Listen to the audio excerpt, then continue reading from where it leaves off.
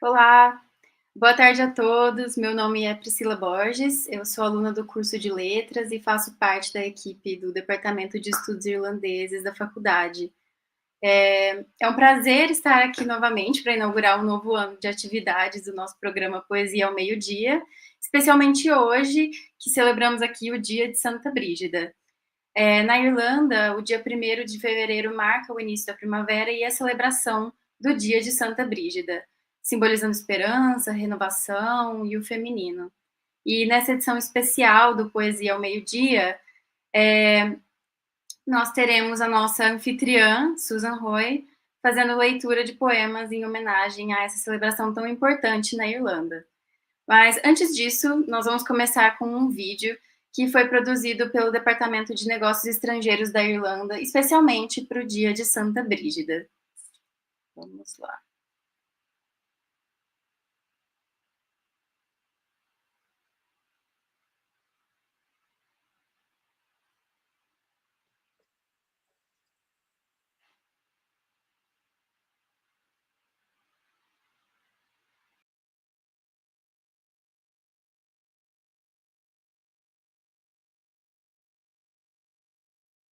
As good as my time, and you do what you want with it. Stay true to your America's tattoo. I can't help see the worst in it. And all the way back home, I would try to talk you around. See from my point of view, I'm just trying to help you out. Here you go, here you go, here you go. I won't talk about it. Here you go, here you go, here you go. I won't bring it up again. My heart is as good as I want.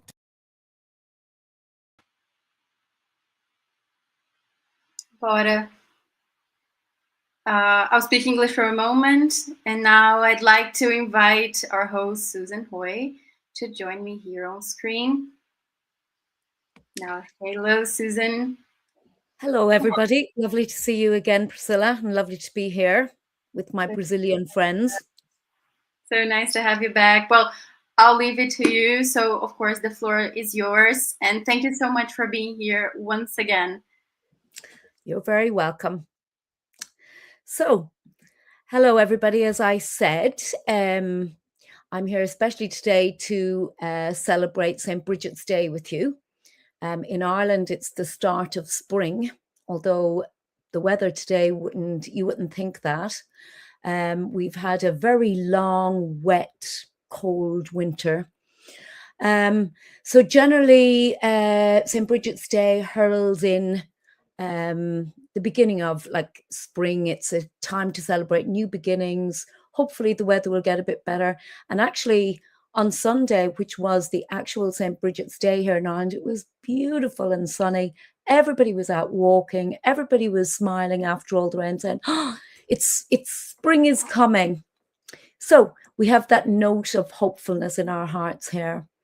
And of course, St. Bridget is our own wonderful, powerful female leader in ancient Ireland. She was known as Brigid of Kildare. She was a trailblazing Irish woman. She's the female patron saint of Ireland.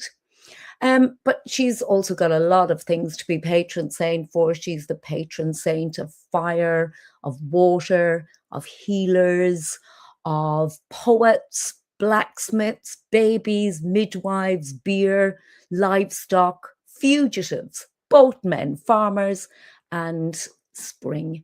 So she's a busy woman indeed, as all women are. We like to celebrate her, though, as a role model for creativity and prosperity. And in 2023, we introduced in Ireland the first public holiday which honoured a woman. And it's a wonderful time. So today for you, I've selected poems which were all written by contemporary Irish female poets. So my first poem is called Recalling Brigid.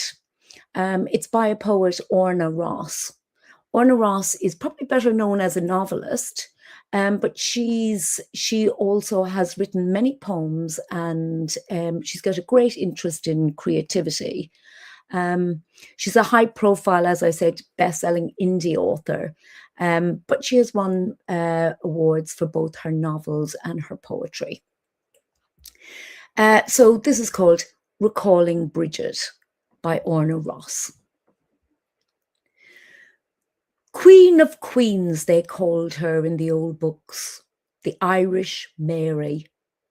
Never washed her hands nor her head in sight of a man, the book said. Never looked in a man's face. She was good with the poor, multiplied food, gave ale to lepers.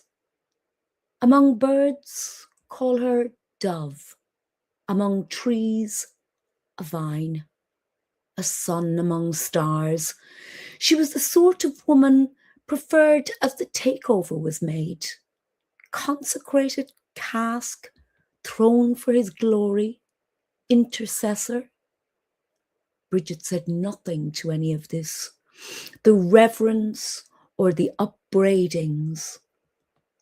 Her realm is the lacuna, silence her scepter, her way of life, its own witness. Out of desire, the lure of lust or the dust of great deeds, she was distorted to consort, mother, virgin, to victim or whore. I am not as womanly as woman she. So I say, let us see. Let us say how she is the one. It is she who conceives and she who does bear. She who knitted us in the womb and who will cradle us in our tomb fraying. Daily she offers her arms, clothes us in compassion, smiles as we wriggle for baubles. Yes, it is she who lifts you aloft to whisper through your ears, to kiss through your eyes, to touch her cooling cheek to your cheek.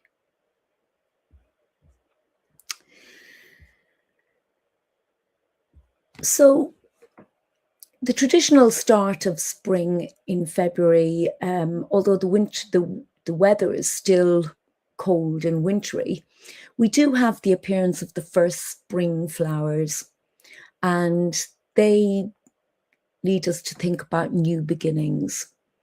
Here on the farm where I am at the moment in Fermanagh, our first snowdrops have come out. The daffodils are beginning to show their heads. And that's why I've chosen the next poem by Paula Meehan. It's called Seed, and it's got that mood of hope and optimism. Despite the initial gloom and sorrow, Seed develops into a poem of beauty, and it speaks to us about hope and positivity. Seed by Paula Meehan. The first warm day of spring, and I step out into the garden from the gloom of a house where hope has died, to tally the storm damage, to seek what may have survived. And finding some forgotten lupins I'd sown from seed last autumn, holding in their fingers a raindrop each, like a peace offering or a promise. I am suddenly grateful and would offer a prayer if I believed in God. But not believing, I bless the power of seed, its casual, useful persistence, and bless the power of sun, its conspiracy with the underground, and thank my stars, the winter's ended. So one of the events of last year which gave me great hope and joy was when our family celebrated the marriage of our eldest daughter. For me, as mother of the bride, it was like a momentous occasion. And of course, it brought me back to my own wedding 35 years ago. My daughter got married in our home place here in Fermanagh, but my own wedding was in my native county, Mayo. And recently, when I was reading a book of poetry, I came across this wonderful poem, Mayo Ceremony by Nell Regan. And for me, it captures the beauty and intensity of my daughter's wedding, but it's in the setting of my own wedding on the banks of the River Moy. So celebrating women, at this point, I want to celebrate and dedicate this to my great and wonderful eldest daughter, Katie. Mayo Ceremony by Nell Regan. The air is heady with its scent after rain. The hedgerows are ringing out in hawthorn. Bird song spills from the sky while the Moy in spate rushes over weirs, all foamy exultation and chat with the stones. But the mountains hold their whist. Ring the horizon, steady in their cloud and light shape shifting. Call it stillness, the intake of a breath as a ring is eased onto a finger, and a word spoken, constant as the ox, fragile as that mayfly spinning over a lit pool. In that poem, the Moy is the river which runs through the town where I grew up. And in Ireland, when we say to somebody to hold their whist, it means to be quiet. I love how she has included this real Irish expression in the poem. Nell Regan, again, she is a poet born in Dublin, now based in London, I believe. But she has written some beautiful poems. I'm going to look in and read a few more of hers. So I hope you liked that. And the next poet I want to, I'm going to introduce you to is Alice Kinsella. And she's a young up and coming poet from Mayo, again, from my home county on the west coast of Ireland. She's the author of 2 pamphlets of poetry, and she has just become a young mother and written her first and debut novel. The Arts Council of Ireland have named her as the next generation artist. And these 2 poems I've chosen by her, I've chosen them because they really sensitively describe the lives of like simple Irish country people and their way of life. The first one is called Pillars. And here in Ireland, if we say somebody is a pillar of society, it means they're very upstanding and people should look up to them.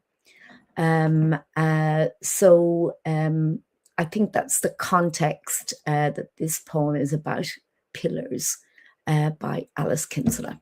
So see what you think.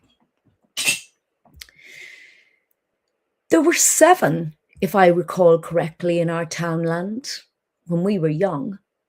3 now, or there were anyway, the last time I was home.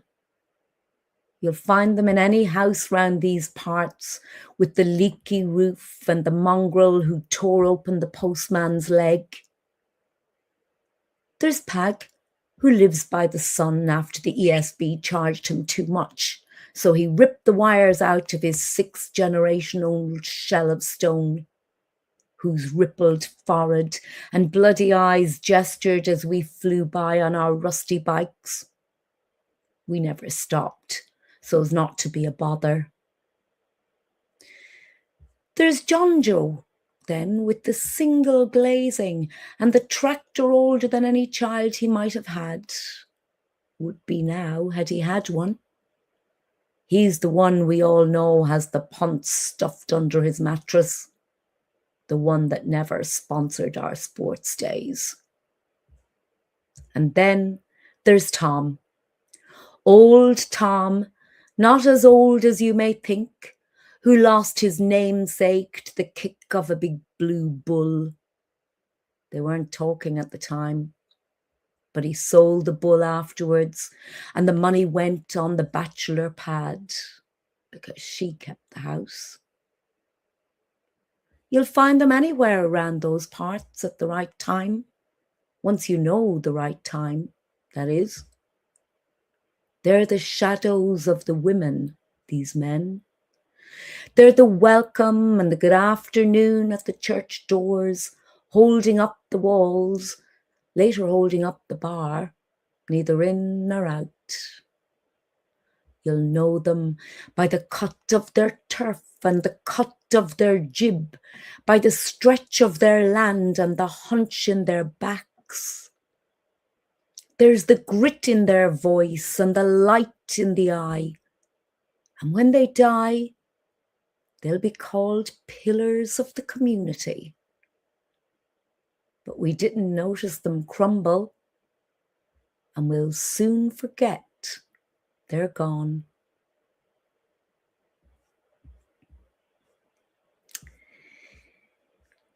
The next poem, Tea Leaves, by Alice Kinsella, also touches on that, the lives of older people in our community as they go about their everyday meetings and gatherings and work and times of happiness and times of sadness. So, Tea Leaves. Among the ghosts of coffee dates gone by, 2 old friends met to share a brew and some moments.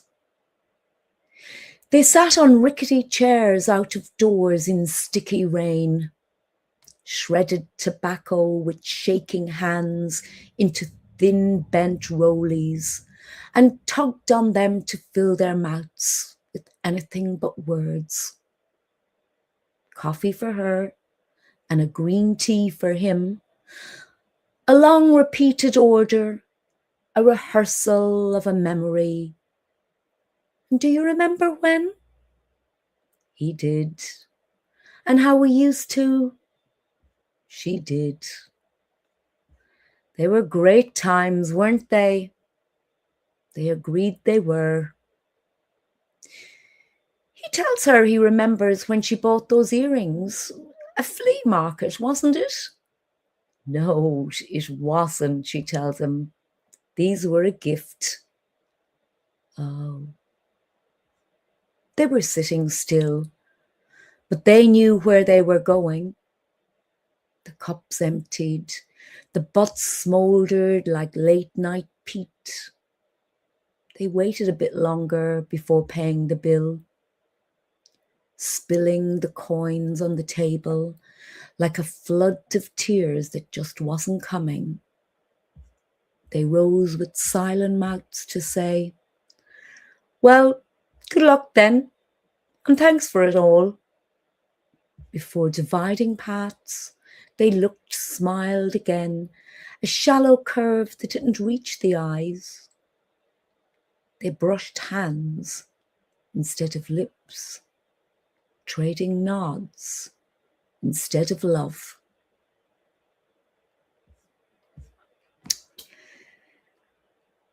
So some of you may be familiar with Jessica Traynor, my next poet. She's from Dublin.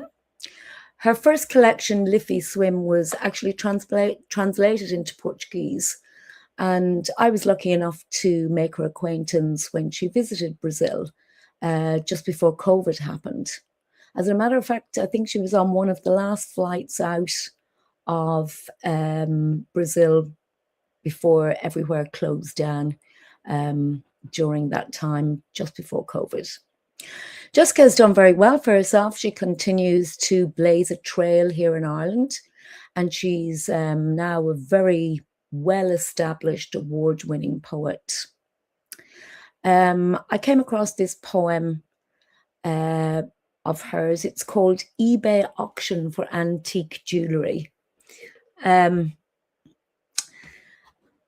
My mom recently died, and I was down at home, I suppose, going through some of her jewellery and looking at the different pieces she had collected over the years. So it was quite strange when I came across this poem of Jessica's as I was looking at Mom's little treasures that she had. Kind of reminded me of this poem. Anyway, it's called eBay Auction for Antique Jewellery. I sift through treasures of the dead on the brightly lit pages of eBay, which reveal without question the items I seek in row upon row. Lockets with coiled imprisoned hair, fading like a doll's to a revenant colour, grey, with kernel of brown or blonde, still living despite the infirmity of having been chopped. Whitby jet brooches shaped like hands which point the way to death, whichever way you choose, and lockets that still have old photos. These personal treasures cost the most. One discloses a man and a woman, laughing faces animated through a sepia fog, in front of a dancing privet. I hope that I might someday be preserved like this, young beneath the photo's cracked veneer, inexplicably laughing, free of context, purely myself, whoever that might be.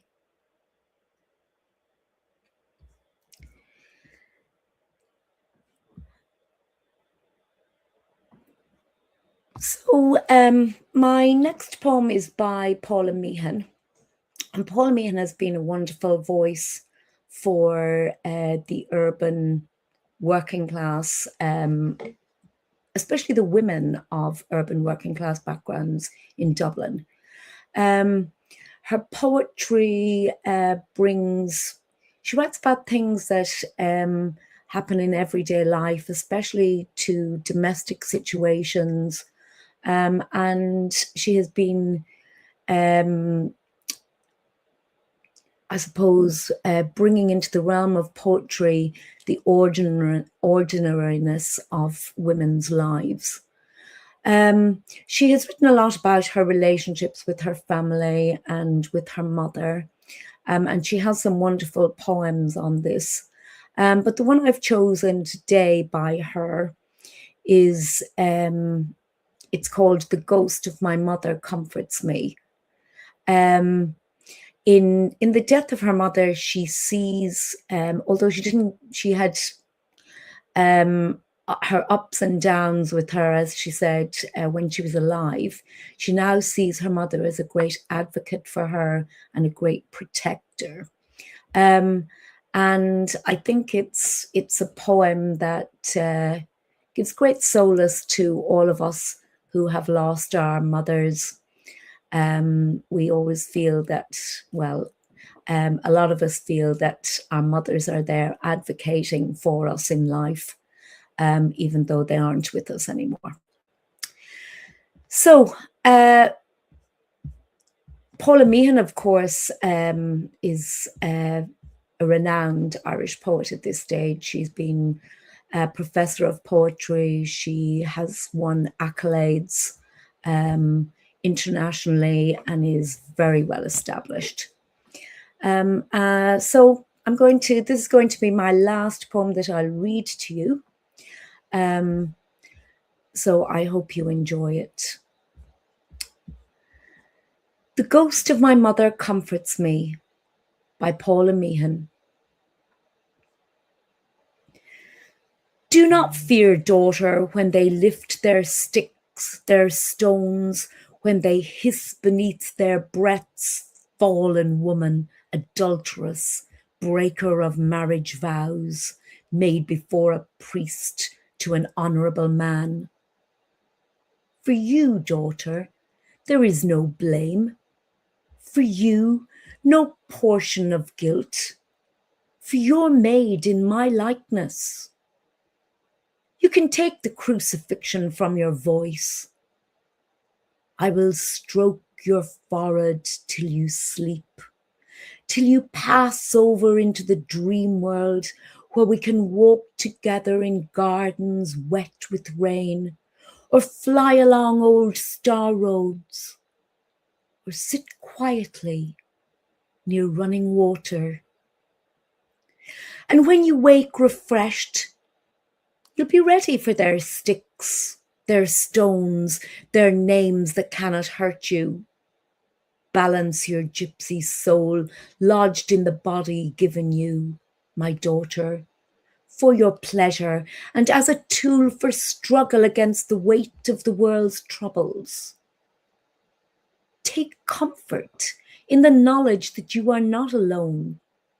There are many like you on the earth, and you will be numbered among the warriors when the great book is written. Because I am your mother, I will protect you as I promised you in childhood. You will walk freely on the planet, my beloved daughter. Fear not the lightning bolts of a Catholic God or any other, for I have placed my body and my soul between you and all harm. So today, to end up this special presentation to honour St. Bridget and all women, I'd like to leave you with, again, this is Alice Kinsella. She wrote this poem for International Women's Day. And it's called When, but it's based on the famous poem If by Rudyard Kipling. And it's a poem. It actually feels the injustices of life, and it recognizes that, like, women, wives, daughters, sisters, they'll be hurt.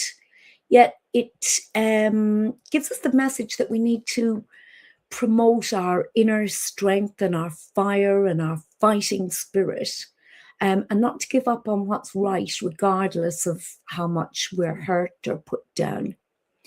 And I think the fact that, like in her poem, that women know their vulnerability, it comes across a lot. And the fact that, like, women are nowadays refusing to give up. So she leaves us with the message, I think, or she wants to get the message across that even if the world tries to break women down, they just need to get back up again and still laugh at the days to come. So it's got that message of hope. It's got that message of positivity. It used to be called If, it's now called When. And I hope you enjoy it. It also features a lot of our female poets. I think there's about 16 of them altogether, who are working hard and with great creativity here in Ireland. And it's been wonderful today to share some of their poetry with you. I hope you enjoyed the poems I have picked for you, and I hope you enjoy this short video. Thank you.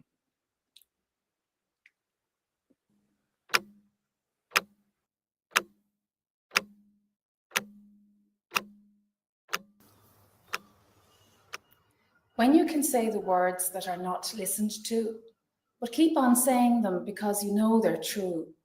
When you can trust each other when all men doubt you, and from support of other women, make old words new. When you can wait and know you'll keep on waiting, that you'll be lied to, but not sink to telling lies.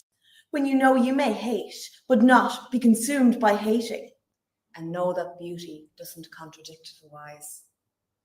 When you can dream and know you have no master. When you can think, let those thoughts drive your aim. When you receive desire and abuse from some bastard, and treat both manipulations just the same.